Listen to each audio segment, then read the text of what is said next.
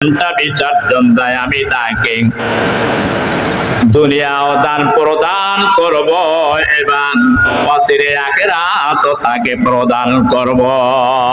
চিৎকার মেরে বলেন সুবহানাল্লাহ। ওই জায়গায় বললেন আগে সূরার 20 নম্বর আয়াত, আর এবার বললেন সূরা আল ইমরানের 145 নম্বর আয়াত। এরপরেও যদি কেউ দুনিয়া নিয়ে ব্যস্ত থাকে তাহলে তাকে ওই রকমই দেওয়া হবে দুনিয়া। এই জন্য আখিরাতের চিন্তা মানুষের মাথায় যখন থাকবে, আখিরাতকে অগ্রাধিকার দেবে, আখিরাতের কাজ করবে, দুনিয়া এমনি তার পাঁচ ঘুরে বেড়াবে। টাকার জন্য টাকার পাঁচ ঘোরা লাগবে না, দুনিয়ার পাঁচ ঘোরা লাগবে না, দুনিয়া ওর পাঁচ ঘুরবে যে আখিরাতে পাগল হয়ে যাবে। কথা বিশ্বাস হয় না? বিশ্বাস করতে হবে। একখান হাদিস শুনাই, عن مسعود رضي الله تعالى عنه قال قال رسول الله صلى الله عليه وسلم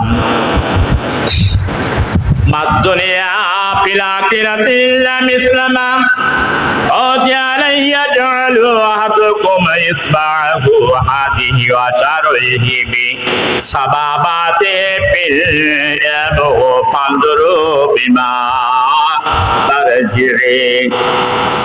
মুসলিম শরীফের হাদিস 298 নম্বর হাদিস, সহিহ হাদিস, বিশুদ্ধ হাদিস। আল্লাহর নবী বলছেন, হযরত ইবনে মাসউদ রাদিয়াল্লাহু তাআলা হাদিসটা বর্ণনা করেছেন।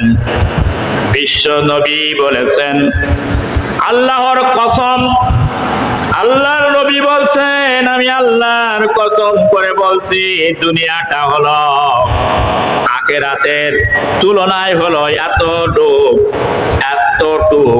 এত সামান্য কিঞ্চিত।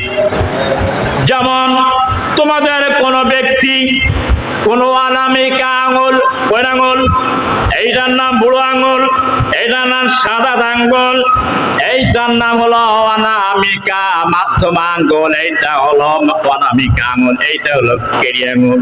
পাঁচটা আঙুলের নাম পাঁচ রকম। আল্লাহর নবী আঙুলের দৃষ্টান্ত দিয়ে বলছেন, যদি কোন ব্যক্তি অনামিকা আঙুলটা সাগরের মধ্যে যদি ডুবায় দেয়, যদি উঠায় আর যতটুকু পানি নিয়ে আসে আঙুলে এক জায়গায় দিয়ে দেখবেন সামান্য কিঞ্চিত পরিমাণ ভিজে গেছে। আমার আল্লাহর নবী বলতেন, ওগো দুনিয়ার মানুষেরা শুনে রাখো, আখিরাতের তুলনায় দুনিয়াটা অতটুকু